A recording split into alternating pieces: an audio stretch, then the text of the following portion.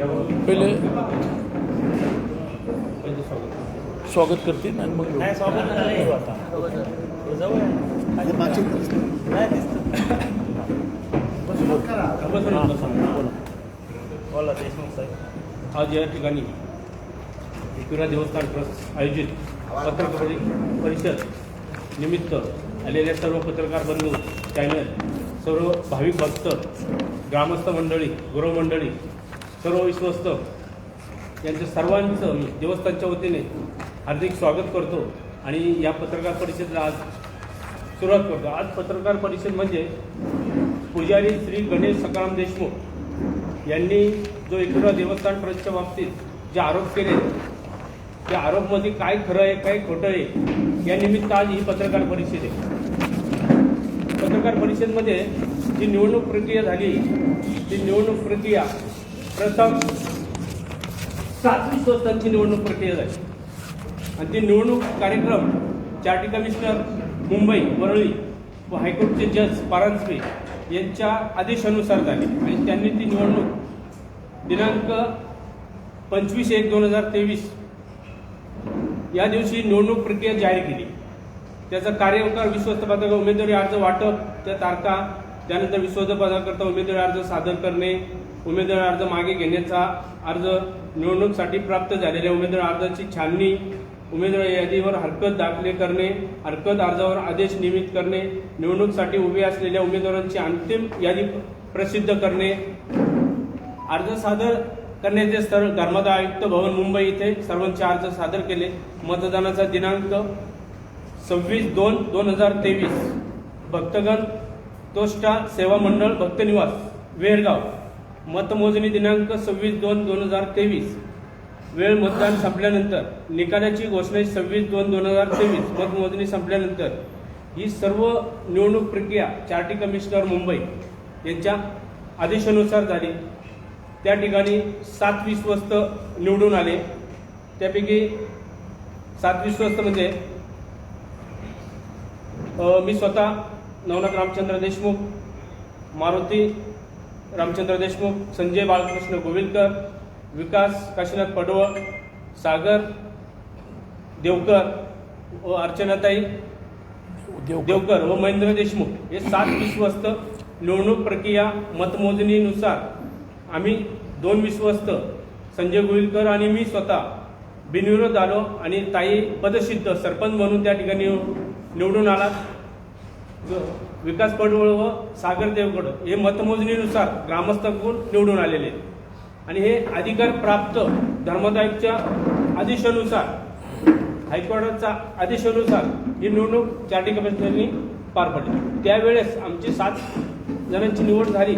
त्यावेळेस दीपक भाऊ फुलावळे आणि सुरेश गोपीनाथ म्हात्रे हे नव्हते. आम्ही 7 जण कारभार पाहत होतो आणि आम्हाला चार्ज मिळत नव्हता. चार्ज मिळाला नव्हता मग आम्ही हायकोर्टात गेलो. हायकोर्टात गेल्यानंतर आम्हाला पिटिशन दाखल केली. दाखल केल्यानंतर हायकोर्टने आदेश दिला आणि चार्ज 19/12/2023 रोजी निकाल दिला आणि 26/2/2023 रोजी आमची वेरगावला मतमोजणी आणि निवडणूक प्रक्रिया पार पडली आणि आम्ही 7 जण त्या ठिकाणी निवडून आलो. त्याच्यानंतर आम्हाला चार्ज नाही मिळाल्यामुळे आम्ही हायकोर्टात गेलो. पुन्हा चार्ज मिळावा म्हणून 19/12/2023 निकाल झाला आणि 29/12/2023 हायकोर्टचे जज परदेशी साहेब, चार्टी कमिशनरचे जज परदेशी साहेब, वडगावचे तहसीलदार देशमुख साहेब व वडगावचे मॅडम न्यायाधीश उमरेडकर मॅडम यांनी आम्हाला हस्तांतरित चार्ज दिला. त्याची प्रत आमच्याकडे ऑलरेडी आहे. त्यावेळेस चार्ज घेताना फक्त 7च विश्वस्त होतो, 2 विश्वस्त नव्हते. त्यांनी ज्या प्रकारे चार्ज दिला त्याप्रमाणे आमच्याकडे सर्व लेखी स्वरूपात आहे. जे काही दिलेला चार्ज आहे कागदपत्री आधारित त्यांच्या संयुक्त मनाने चार्ज दिला. त्याच्यानंतर 2 विश्वस्तांची प्रक्रिया थांबली. पुन्हा हायकोर्टात काही लोक गेले. पुन्हा हायकोर्टातून सुप्रीम कोर्टात गेले. सुप्रीम कोर्टातून काही प्रक्रिया पेंडिंग होती. पेंडिंग असताना पुन्हा हायकोर्टातून सुप्रीम कोर्टातून निकाल आणून 2 विश्वस्तांची निवड प्रक्रिया पूर्ण करण्यासाठी आम्हाला 19 ऑगस्ट 2024 रोजी निकाल मिळाला. त्यानंतर मधला प्रक्रिया पूर्ण कागदोपत्री म्हणजे हायकोर्टने निकाल दिला होता की स्थानिक स्वराज्य संस्थेचे 2 लोकप्रतिनिधी नसावा म्हणून. मग लोकप्रतिनिधी नसावा निवडून आलेले मग आणि ज्यांच्यावर खटले गुन्हे आहेत असे उमेदवारी अर्ज नसावा म्हणून आम्ही काय केलं, सर्व पोलीस स्टेशनतून प्रक्रिया राबवून उमेदवारी अर्ज दाखल घेतले. जे जे फॉर्म होते ते सर्व फॉर्म.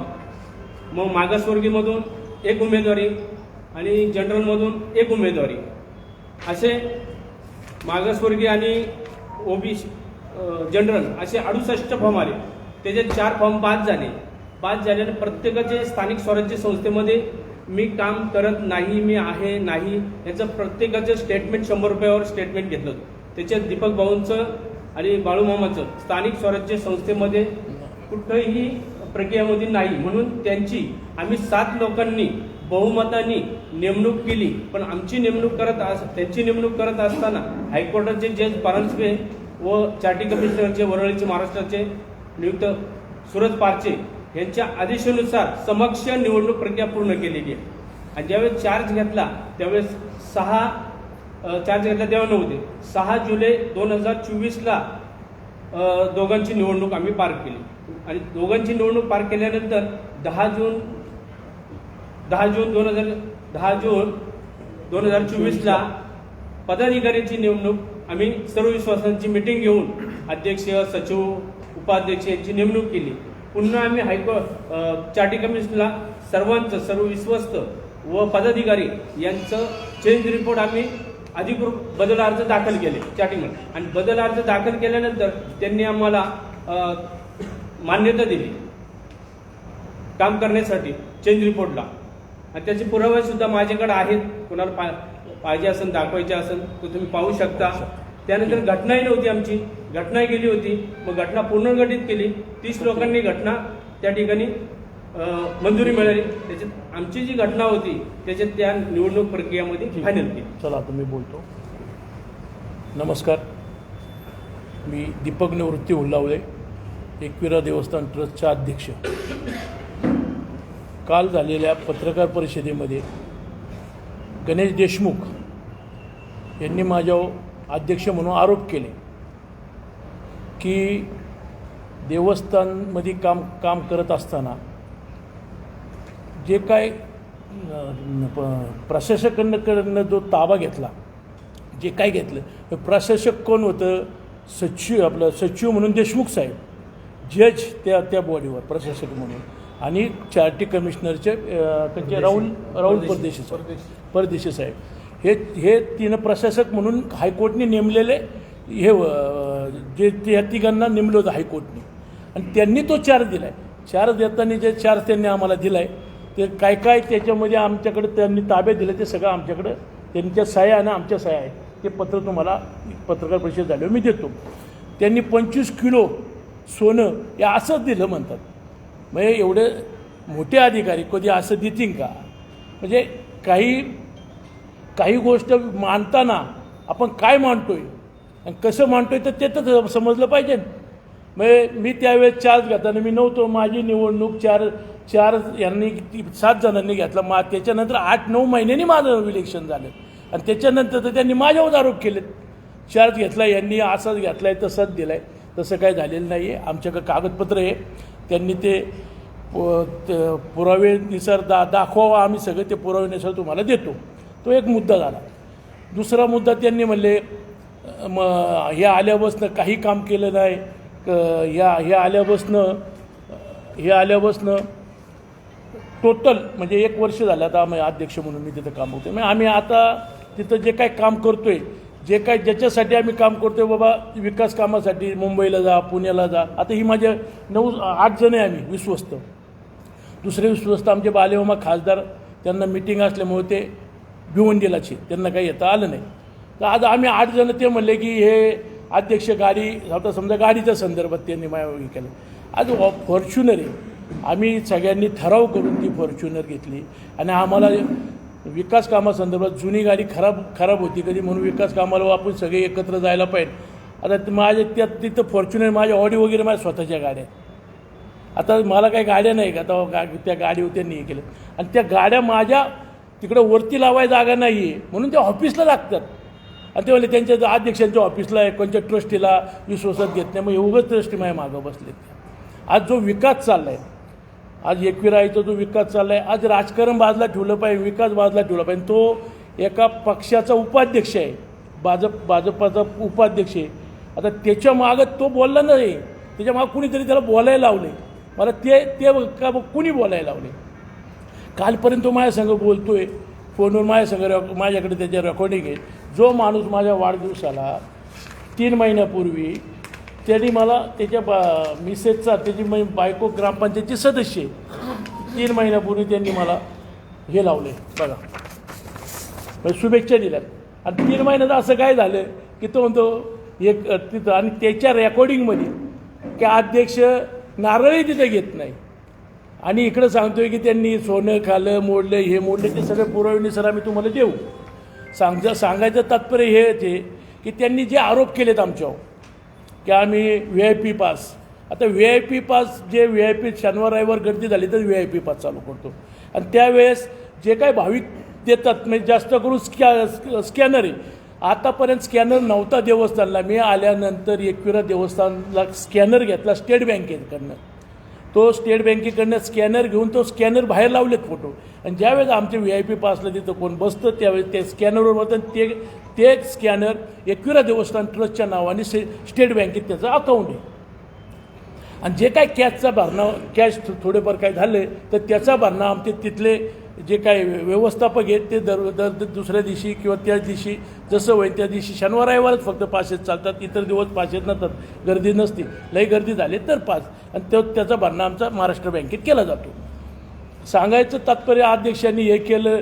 आता जो विकास चालला आहे कुणी व्हिडिओ आहे माझ्याकडं. ज्यावेळेस मी अध्यक्ष झालो त्यावेळेस मी तिथं उभा राहून कामं केलेली आहे. नवरात्रात उभा राहून मी कामं करतोय. मी जसा अध्यक्ष झाले तसं तिथं पहिला काय विकास होता आता काय विकास आहे तेवढं तो पत्रकार बंधू भगिनींनी बी जाऊन तिथं बघावं की तिथं काय विकास झालेला आहे.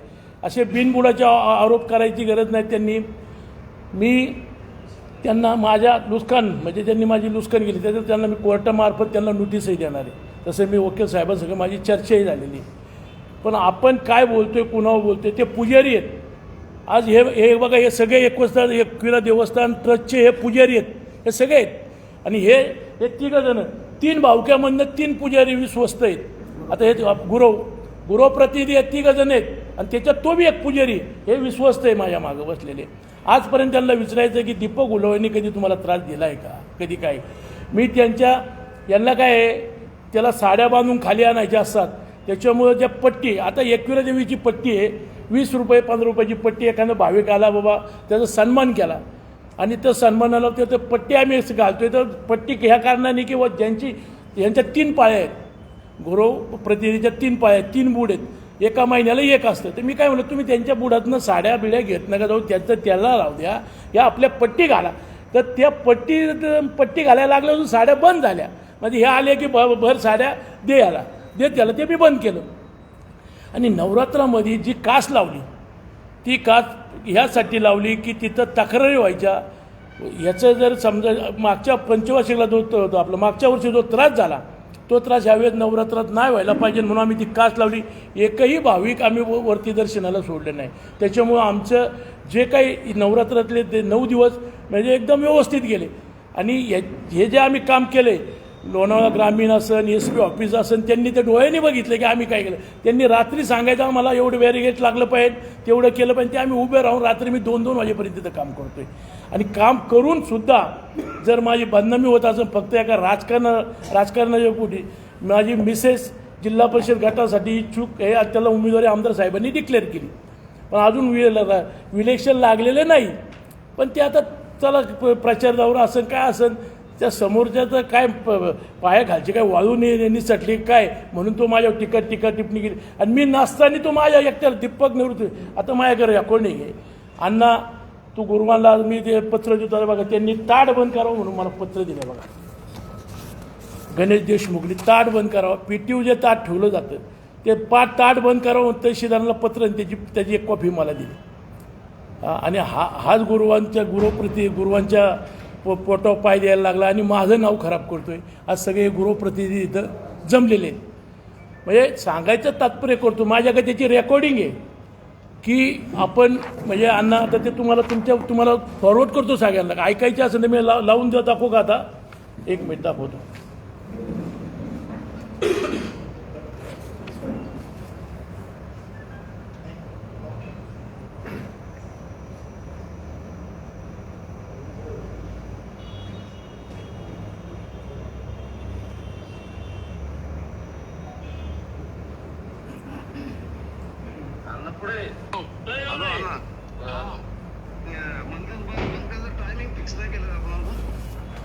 आता फिक्स तर आपण ते संध्याकाळचं टायमिंग फिक्स केलं.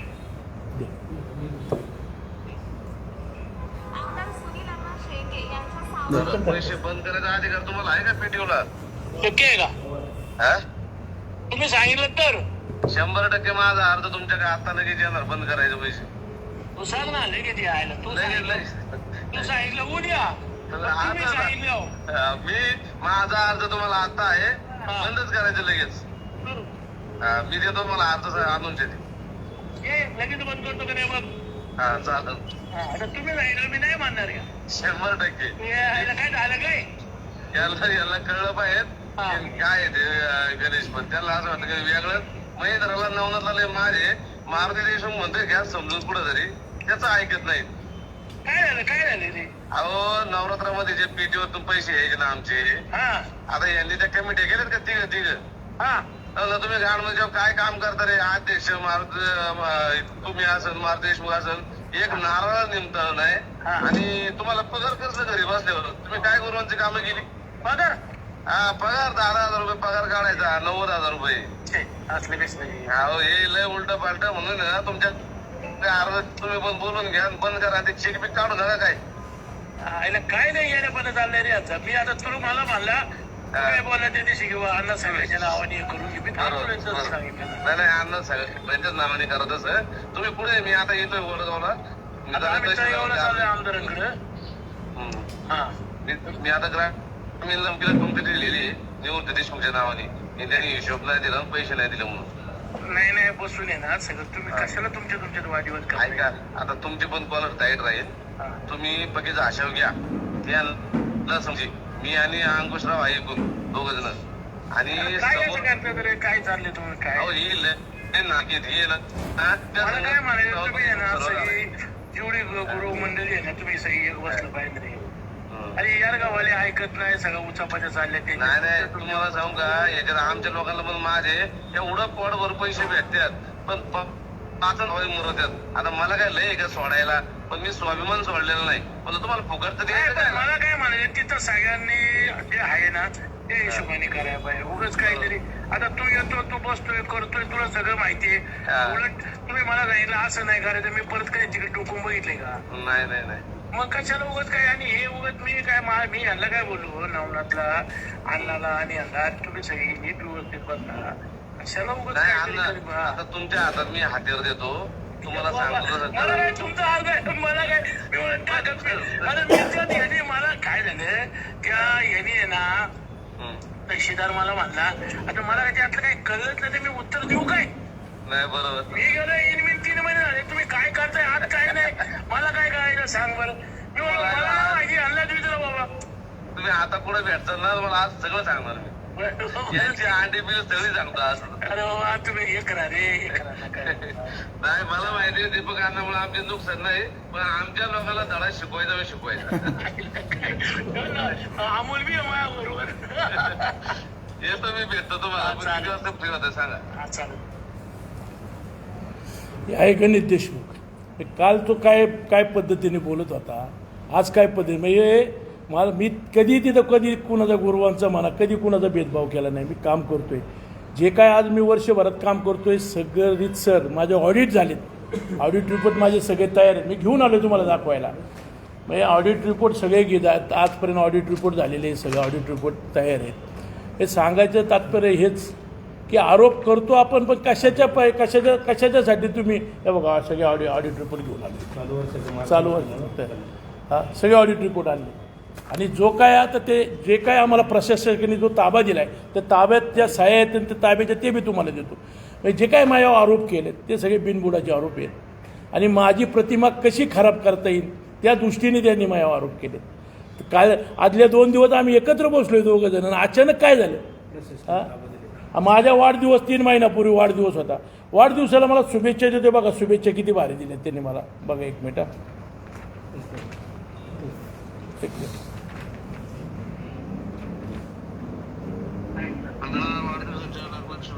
Thank you Ganeshbhau, thank you. जिल्हा परिषद सदस्य जिल्हा अध्यक्ष हो. थँक्यू.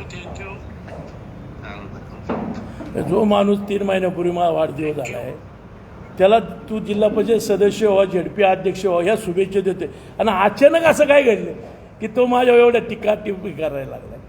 म्हणजे बोला अनंत तोरे यांनी मोठ्या प्रमाणात इथं सोनं जे ठेवलं होतं ते तुम्ही गाळीला म्हणतात. 2 इथे जे स्कॉर्पिओ गाडी जी आहे ती तुम्ही घरगुतीसाठी वापरतात ते म्हणतात. त्याच्यानंतर जे तिथे जे पूजेला बसतात लोक त्यांच्याकडून पैसे उकळले जाते असं म्हणलं जाते, काय जे तरे साहेबांनी ते म्हणतात 25 किलो सोने बघा. ते ज्यावेळेस प्रशासकाने आमच्या ताब्यात दिलं तर ते किती ते ताब्यातले कुठे ताब्याचे काढ ताबा आपलं सही करून ते गेलेलं काढ प्रशासन ताबा दिला ते तुम्हाला वाचून दाखवतो. त्याच्यात हे बघा विक्रम देशमुख, राजेश परदेशी आणि उमरकर मॅडम हां प्रशासक हे अधिकारी यांनी हा ताबा दिला आहे. ह्याच्यावर आमच्या 7 विश्वासांच्या साहेब आहे आणि बघा ह्याचं ते काय ताब्यात दिलं आहे हा सगळा लेखाजोखा तुम्हाला देतो का वाचून दाखवू काय काय ताब्यात दिलं आहे सगळं. हां ठीक आहे हे तुम्हाला देतो. म्हणजे किती किलो सोनं दिलं ना ह्याच्यात सही आहे. म्हणजे किती खोटं बोलावा पुरावे सहित मी सगळं दाखवतोय तुम्हाला.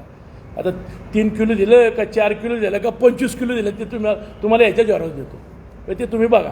निवडणूक आल्यामुळे जिल्हा परिषदेचे तू पुरस्कार हे आरोप केले जातात का की किंवा कोणतरी भडकवलं असेल तर निवडणूक आज जिल्हा परिषदेची आली आणि माझी प्रतिमा कशी खराब करता येईल त्याच्यामुळे ते बिनबुडाचे आरोप केले जातात. आता पत्रकार साहेबांनी आता विचारलं गाडी आता जी गाडी आहे आता ते काय म्हणले विश्वस्तांना कुणाला गाडी देत नाही. एक गाडी आमची खराब जुनी झालेली आता त्याच्यासाठी आम्ही दुसरी फॉर्च्युनर घेतली. आम्हाला कुठं जायचं असेल तर आम्ही सगळे गोळा मिळाने जातो. तिथं काय काम चाललं आहे कसं काम काय चाललं आहे MSRDला जायला लागतं, इकडं मुंबईला जायला लागतं आणि आम्ही आज PMRDमधनं माझी मिसेस PMRDला संचालक आहे. PMRDमधनं मी 8 कोटी रुपये मंजूर करून घेतलेत. हे कुणासाठी आज जो रस्ता बनवला साईटनी फॉरेस्टच्या साहेब लोकांना सांगून ॲक्सिडेंट वाढले होते. दोन्ही साईडला 10-10 फूट भरणी करून 1000 गाडी डबर अजितदादांना भेटून त्यांना विनंती करून आम्ही पत्रव्यवहार करून आम्ही सगळे विश्वस्त गेलो होतो. दादा आमच्या तिथं रस्त्याच्या कडेला एकदम गाडी सरकली का खाली जाते. एक ॲक्सिडेंट झालं त्याच्यामध्ये त्या भाविकांचे पाय फ्रॅक्चर झाले.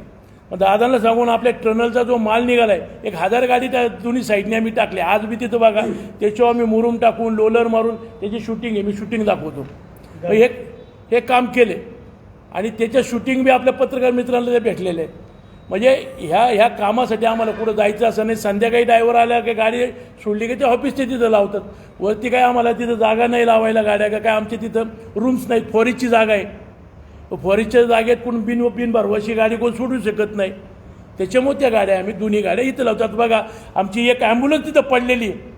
आज पार तिथं चरमोरा बघा जाऊन पार त्याच्यावर शेवळ झाले. म्हणजे पहिलं घेतलेलं यांनी घेतलेली ॲम्ब्युलन्स चालू नाही बंद स्थिती ते. मग तिथं वाहन राहिलं की ते खराब होतं. त्याच्यामुळे ती सगळी वाहन कुणाला लागलं कुठं जायचं असं कामानिमित्त कुठं कोर्टात जायचं कुठं जायचं तर आमचे विश्वस्त ड्रायव्हर घेतात आणि जातात तिथनं. पूजा त्यांना विचारा या विश्वस्त मंदिराला विचारा या आमचे सगळे विश्वस्त आहेत. पूजा केली जाते त्याचे पैसे लाटले जातात असं. आता बघा देवीचा गाभारा हा देवीचा गाभारा छोटा आहे. त्याच्यामध्ये 3 जोड्याच्या वर एकही जोडी बसत नाही. तुम्ही कधीही या आणि तिथं बघा आणि त्या 3 जोड्यांमध्ये आम्ही एका जोडीचे 5100 त्याची पावती केल्याशिवाय त्यांचे आधार कार्ड घेतल्याशिवाय त्यांना आम्ही आतमध्ये एंट्री देत नाही. तसे ते पहिले आमच्याकडे बुक होतात आणि त्याच्यानंतर हे स्वतः पुजारी आहे ना, हे असतात तिथं पूजा करायला, हे पुजारी असतात. माझ्याबरोबर त्यांचे फोटो आहेत, अजून काही त्यांचे व्हिडिओ. पाणी जरी नाही आलं तर पहिले दीपकांना पाणी नाही आलं तू पहिलं पाण्याची सोय कर, रेकॉर्डिंग आहे, दाखवतो तुम्हाला. ते भाजपचे पदाधिकारी आहेत, हो निवडणूक आली आहे, हो त्यांना पुढे करून परस्पर विरोधी, तुमच्या विरोधी जो भाजपचा उमेदवार आहे तो त्यांना पुढे करून तुमच्यावर आरोप करतोय का, हा पहिला प्रश्न आहे. आणि दुसरा प्रश्न, त्यांची मानसिकता, ते देखील पुजारी आणि पुजाऱ्यांमध्ये पैशावरून काय वाद आहे का, तो वाद समोर यावा म्हणून तुमच्यावरती आरोप करून तो वाद पुढे आणण्याचा प्रयत्न होतोय. पुजाऱ्यांमध्ये आहे, पण शेवटी काय त्यांचं तिथं समजा काय असेल तर शेवटी ती एक वेगळी गुरु, म्हणजे ते पुजारी वेगळे, त्यांचं सगळं तो ताट चालू बंद करायला तोच पत्र देतो, ताट चालू करायला तोच सांगतो, त्याचं रेकॉर्डिंग आहे माझ्याकडे. आता जाऊ दे, 4 दिवस झाले, कर चालू कर, सगळी माझ्याकडे यायला लागली. मी म्हणलो आता मी नाही चालू करणार. शेवटी सगळे पुजारी आले आणि त्यांनी विनंती केली म्हणून म्हणलो बाबा चला, ते काय ताट येते पुढच्या साईडला, मागच्या साईडला काय त्याच्या 2 रुपये भेटतात त्या पुजाऱ्यांना, बाबा ओटी चोळी म्हणतो आपण, त्याच्या मार्फत ते ओटी चोळीचं काय देतात ते त्याच्या ताटात टाकतात. तर त्या माध्यमातून मग त्यांनी ते बंद करा, यांना पुजाऱ्यांचं कसं काय त्यांना खच्ची करणं. आता आजपर्यंत मी एकाही कुणाला सांगितलं नाही, पण जो माणूस आज विलेक्शन आल्यावरच हे सगळे आरोप माझ्यावर करतोय, मग याच्या मागं वर्द असतं दुसरंच आहे ना. त्याच्या पायाखालची काही वाळू सरकली म्हणून तो याला मोरा केला आहे पुढं. गणेश देशमुख हा नाही आहे, कालपर्यंत तो माझ्याबरोबर चहा पितोय आणि आज माझ्यावर तो जर आरोप करतोय. आज ही सगळी पुजारी मंडळी आलेली आहे, सगळे मंदिरामध्ये पूजा करतात, यांच्या 3 पाळ्या असतात आणि 3 पाळीमध्ये तो एका पाळीमधला पुजारी आहे. तो माझ्या हिशोबाने महेंद्र देशमुखच्या पाळीमधला आहे, हे विश्वस्त आहे, यांच्या पाळीतलं आहे, हे त्याच्यात निवडून आलेलं माणूस. म्हणजे अशा विश्वस्तांना आणि त्या एकविरा देवस्थानना बदनाम नका करू. आज एवढ्या वर्ष तिथं काम नाही झालं, आम्ही सगळं गोळागुलीबानी सगळे आम्ही कामं करतो, व तिथं भाविकांसाठी आपल्याला काय करता येईल त्याच्यासाठी आम्ही. आणि तिथं पहिलं मंदिर आहे, तिथं पुरातत्व विभाग आणि साईडनी सगळं फॉरेस्ट आहे, आणि त्या फॉरेस्टच्या परवानग्या आणून हे कामं करायचे म्हणलं, त्याला तुम्हाला माहिती आहे किती काय लागतं. तिथं आमची मालकी जागा नाही आहे, म्हणून आम्हाला पहिले पुरातत्व खात्याची परवानगी, त्याच्यानंतर फॉरेस्टची परवानगी आणि मग काम. मग ह्याच्यासाठी किती पळायला लागतं, काय करायला लागतं, हा म्हणतो फुकाट वरतून येतं. आज शिंदेसाहेब मुख्यमंत्री असताना त्यांना वरदर्शनाला नेलं मी, आणि मी म्हणलो शिंदे साहेबांना म्हणलो, साहेब मला एक पोलीस चौकी पाहिजे आणि एक तिथं ब्रिज पाहिजे कारला पाठव. ते खाली उतरलेले परत वर चढले, म्हणजे अध्यक्षांनी सांगितले एक पोलीस चौकी मंजूर करतो आणि एक ब्रिज देतो. आता आपलं ब्रिजचं काम चालू होईल. म्हणजे आम्ही सांगतो, सगळेजण जाऊन विनंती करतो, त्यांना तिथं घेऊन येतो. आज मी आल्यानंतर जो मोठा हार आहे एकविरा देवीला, जे सोनं तिजोरीमध्ये पडलेलं, त्या सोन्याचा तो हार बनवून घेतला आणि तो शिंदे साहेब आले, CM आले होते त्यावेळी त्यांच्या हाताने घातला. एका देवीला चांदीचा मुकुट होता. मग हे सोनं काय तिथं ठेवून काय करायचं. मग त्या देवीला, एका देवीला सोन्याचा मुकुट, एका देवीला जोगेश्वरीला चांदीचा, मग तिलाही मी 2 किलोचा चांदीचा मुकुट केला. मग हे चांगलं केलं का वाईट केलं. हां आणि तुमचं राजकारण, हां, याच्यामध्ये एकविरा देवीला बदनाम होते. याचे यांनी काय के चालवले. आज आमचं हेच म्हणणं आहे की राजकारणाच्या जागी ठेवा, राजकारण तिकडे आणू. आज आम्ही सगळेजण विश्वस्त, तुम्ही निवडून दिलेले 3 गृहप्रतिनिधी काम करतात ना माझ्याबरोबर. त्यांनी बरं नाही आरोप केले. मी जर चुकत असत तर हे लोकांनी माझ्यावर आरोप केले पाहिजे. हे एवढे पुजारी बसलेत, मी चुकत असत ह्यांनी आरोप केले पाहिजे. गाव आहे, पण हा एकटाच भाजपचा उपाध्यक्ष आरोप करतोय. आणि तो मला 3 महिन्याआधी त्याच्या बायको ग्रामपंचायत सदस्य ह्याच गावची शुभेच्छा देतो, अण्णा तुला वाढदिवसाच्या शुभेच्छा. असं काय घडलं 3-4 दिवसात, तेव्हा तो माझ्यावर आरोप करतोय. प्रशासकीय समितीने 7 लोकांची जी टीम होती तुमची, त्यांच्याकडे चार्ज हँडओव्हर केला, त्यावेळेस आपण विश्वस्तही नव्हते आणि त्या ट्रस्टवरचे अध्यक्षही नव्हतो. असं असताना जाणीवपूर्वक केवळ दीपक निवृत्ती होलावळे याच नावावरती जोर देऊन कुठेतरी बदनाम करायचं हे कटकारस्थान चालू आहे. तेच चाललेलं आहे. याच्या मागचे जे चेहरे आहेत, हे चेहरे सुद्धा आपण लवकरच पुढे आणावं अशी सगळ्या नागरिकांची अपेक्षा आहे तुमच्याकडे. हा चेहरे ज्या वेळेस हे पत्रकार परिषद झाली, ऑटोमॅटिक चेहरे सगळ्यांच्या पुढे आलेत. म्हणजे हे माझे सगळे बसलेत, काही गावचे सरपंच आहेत, हे आमचे पुजारी आहेत, सगळे बसलेत. मग हे कोण करतंय, जो माझा प्रतिस्पर्धी तोच करतो, दुसरं करणार कोण. त्यांनी एक सांगितलं की तुमची जी 0074 गाडी ही प्रचाराला वापरली जाते, त्यांनी व्हिडिओ पाठवलेली आहे. अहो ज्या ठिकाणी तुम्ही प्रचाराच्या ठिकाणी जाता ती गाडी तिथं असली तो आक्षेप घेतलेले आणि त्याचे व्हिडिओ पाठवले आणि त्यावर काय सांगाल? अजून त्यांनी त्यामध्ये हे पण नमूद केले की त्या गाडीमध्ये देवस्थानच्या पैशाने डिझेल वापरला तुमच्या खाजगी कामाचं. आता एक सांगतो, हे सगळे विश्वस्त बसलेत. मी माझ्या खिशातनं ज्यावेळेस आम्ही जातो ना कुठं, तर हे आमचे सचिव आहेत, हे मला म्हणतात, अरे दीपकांना हे जेवणाचं बिल आपण आलो आहे तर ते देवस्थानच्या. म्हणलं नाही, देवीची सेवा करायची संधी भेटलेली, पैसे आपण खर्च करायचे. आज आपलं फुल नाही फुलाची पाकळी तिथं लागू द्या, काय आपली फुल नाही फुलाची पाकळी तिथं लागू द्या. आणि आपण स्वतः, मी खिशातनं खर्च करतोय, स्वतः मी दिवसभर तिथं थांबतोय आणि तिथं जे काय मी काय काम करतोय, ज्या गाड्या लावतोय मग डबर टाकायला, या करोड रुपयाचा माल मी फुकाटा आणलाय. जो माणूस करोड रुपयाचा माल विनंती करून आणतो आणि तो डिझेल काय टाकणार स्वतःच्या गाडीला. आणि त्या देवीच्या कृपेने मला सुखी आहे. मी एवढं माझी वेळ आली नाही की तिच्या पैशाने हे करायचं. अजून एक आरोप केला, तिथं जे बाउन्सर ठेवले तुम्ही, ते बाउन्सर भाविकांना मारहाण करतात, नंबाजी करतात असं बोलले जातं. काय नेमकं ते? मी आल्यानंतर जे काय आता बाहेर देवस्थानं म्हणजे आपण VIP पासेस नव्हते. मी कारण VIP पास का चालू केले, VIP पास ह्याच्यासाठी चालू केले की जे आमचे तिथले स्थानिक समजा कोण दुकानदार असतील, ते दुकानदार बसले होते ना एक शेजारी, ते यायचे 8 जणांना घेऊन, काय त्यांच्याकडनं ताट, एक ताट 1000 रुपयाला. त्यांचे फोटो आहेत, देवीच्या वरचे हार न्यायचे तेच अडकवायचे तिथं. मी फोटो बी दाखवतो. मग ते त्यांचे तिथं धंदे बंद झाले. त्याच्यामुळं मग माझे आरोप व्हायला लागले.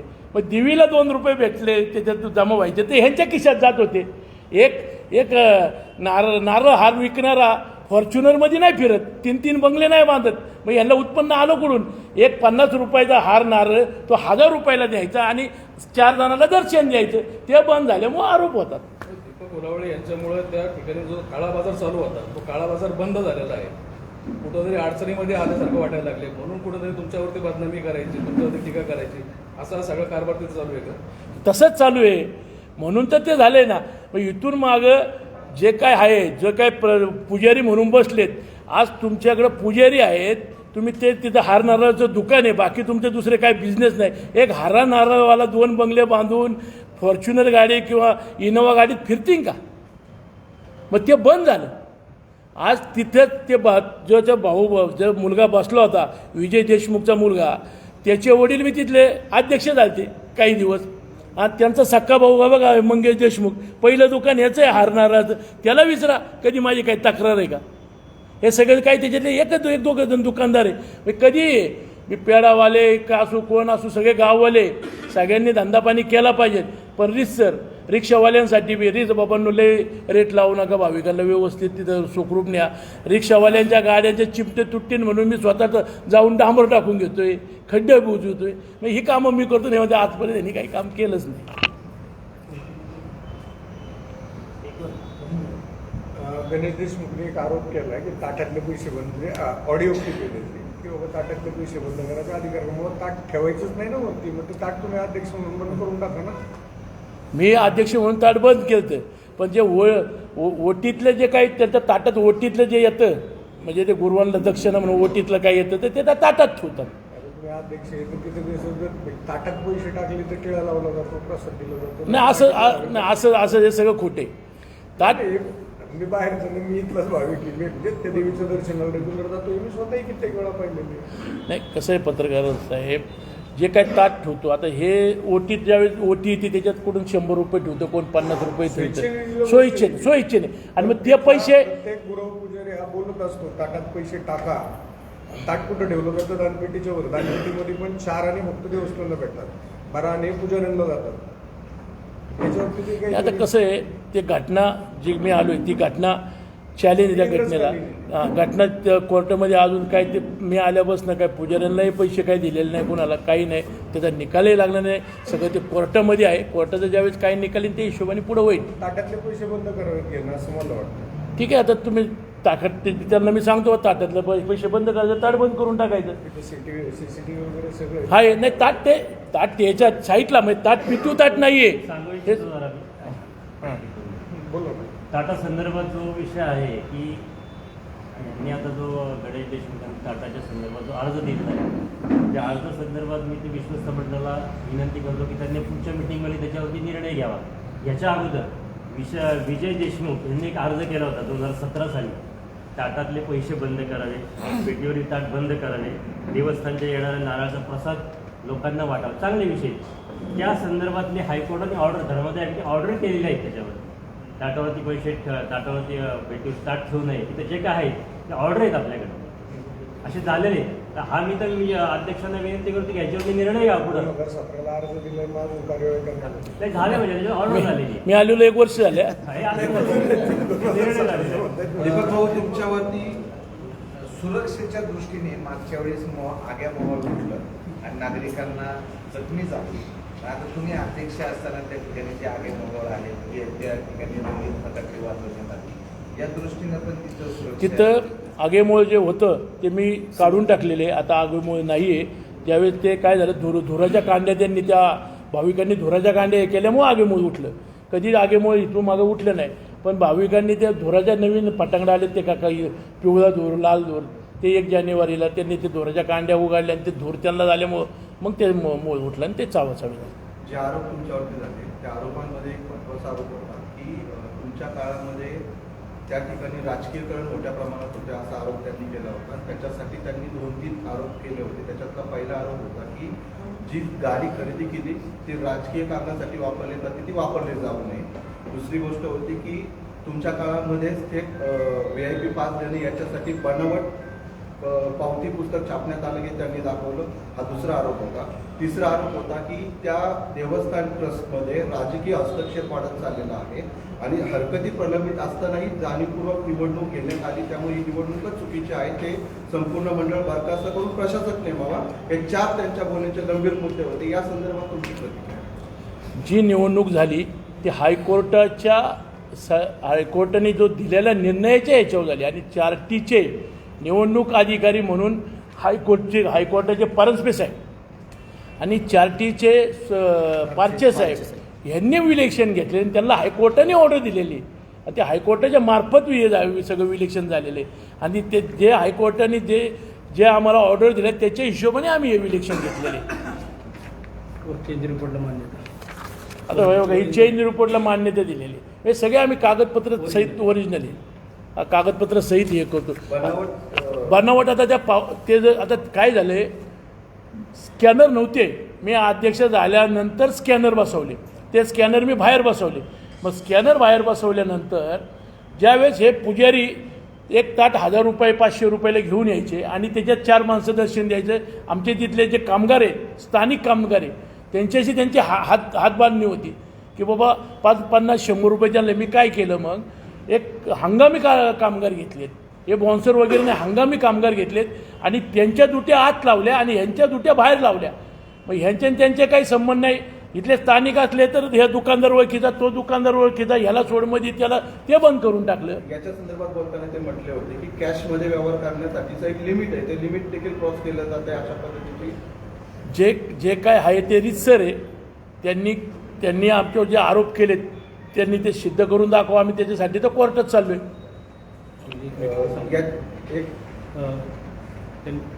म्हणजे की 5,000 10,000 इकडे बघा 5,000 10,000 50,000 1,00,000 असं काही खर्च करायला लिमिट दिली. 5,000 अशी कुठलीही ऑर्डर झालेली नाही आणि ती ऑर्डर झाली असती तर त्याचं कायदाबाह्य काम आम्ही केलं नसतं.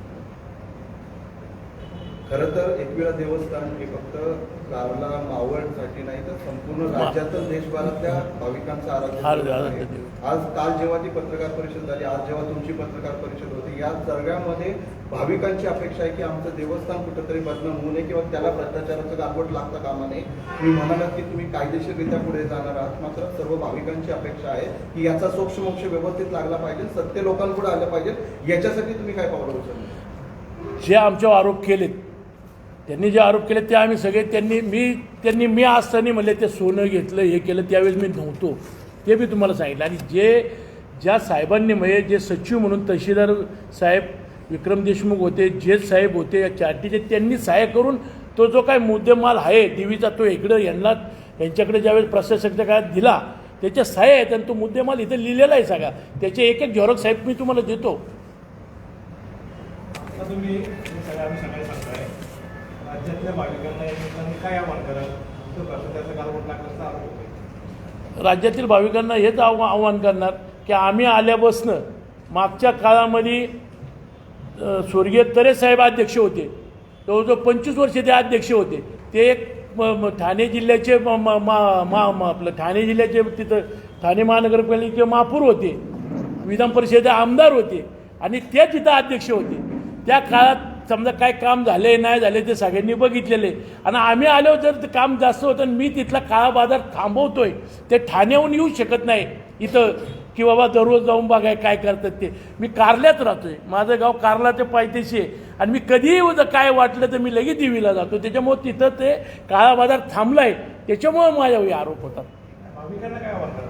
भाविकांना एकच आव्हान करीन की जे मी आई एकविरा देवीची जी सेवा करतोय ती मनेभावी करतोय आणि माझं एकच आहे की आईने मला तिथं काम करायची संधी दिलेली आहे आणि त्या संधीचं कसं माझ्याकडनं सोनं होईल. बघा आता मी पायऱ्याचं काम चालू केले, संत गतीने चालले. अहो संत गतीने परवानगी फॉरेस्टमधनं घ्यायला लागते, त्याच्यासाठी नागपूरला जायला लागतं. हे त्यांना माहिती आहे का नाही तेच मला माहीत नाही. मग आता संत गतीने ते चाललंय तर आतापर्यंत VIP पार्कीपर्यंत आज तुम्ही जाऊन या, बघा कशी पायऱ्यांची कामं झाली. आता वरती मला वाढून पाहिजे, मला अजून परवानगी नाही भेटलं म्हणून वरचं काम थांबवले. मला फक्त 2.5 मीटरमध्येच नाही पायऱ्या करायच्या, मला त्या पायऱ्या जवळजवळ 7-8 मीटरमध्ये करायच्यात. म्हणजे दोन्ही साईडनी भाविक ये जा करतील, गर्दी वाढली, त्याच्यासाठी मी ते काम थांबवलं. धन्यवाद. धन्यवाद.